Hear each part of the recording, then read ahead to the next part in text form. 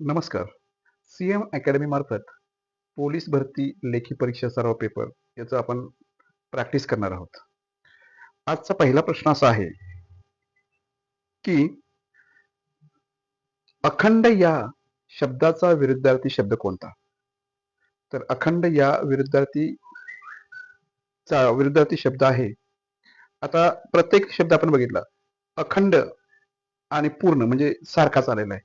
मजबूत हा विरुद्धार्थी शब्द होऊ शकत नाहीये. विशाल हा पण विरुद्धार्थी शब्द होऊ शकत नाहीये. म्हणून आपला उत्तर असणार आहे याचं ते म्हणजे तुटलेला.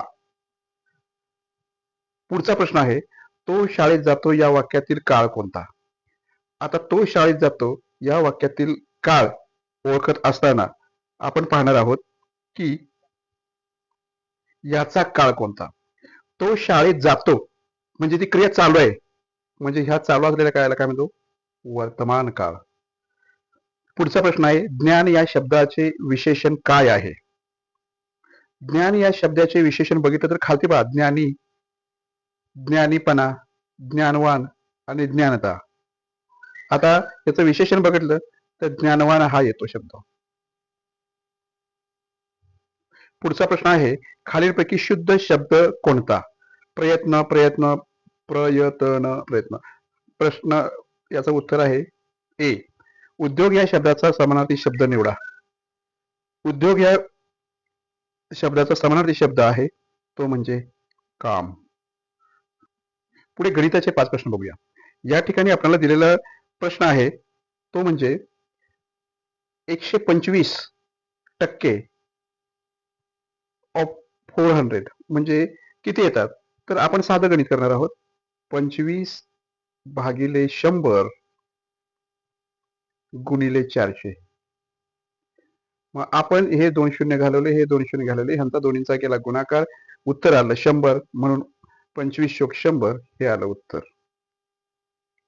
ठीक आहे. पुढचा प्रश्न आहे 720 भागिले 12. 720 भागिले 12 करत असताना 720 भागिले 12, 12 एके 12, 12 संग 72 आणि त्याच्यावरचा असलेला हा शून्य, उत्तर आलं 60. मग याचं उत्तर असणार आहे आपलं ते म्हणजे 60. पुढचा प्रश्न आहे, एका वस्तूची किंमत 500 रुपये आहे, 10% सूट दिल्यास किंमत किती? मग आपण इथं सर्वप्रथम हे 500 वरती 10% काढायचे. 500 वरती 10% म्हटल्यानंतर ह्या 10 वरचा एक शून्य जाईल आणि 500 वरचा एक शून्य राहील. उत्तर आहे त्याच्यामध्ये येईल 50. मग 500 मधून हे 50 रुपये वजा करा, उत्तर येतं 450. हे झालं याचं उत्तर. त्या वस्तूची किंमत 10% सूट दिली तर 450 रुपयाला विकली जाईल. पुढचा प्रश्न असा आहे, 15, 20, 25 पुढची संख्या डायरेक्ट मध्ये दिलेली आहे, तर ही कोणती येईल? तर सर्वप्रथम बघा यातला आणि यातला फरक किती येतो?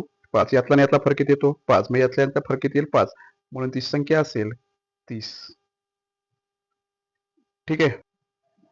पुढचा प्रश्न आहे, एक ट्रेन एका तासाला 60 किलोमीटर प्रति तास या वेगाने जाते, तर 120 अंतर कापायला किती वेळ लागेल? सोपं आहे. एका तासामध्ये 60 किलोमीटर जाते, तर 2 तासामध्ये 120 जाईल, म्हणजे उत्तर येईल 2 तास. पुढचा प्रश्नपत्रिका पुढचा भाग पुढे पाहू.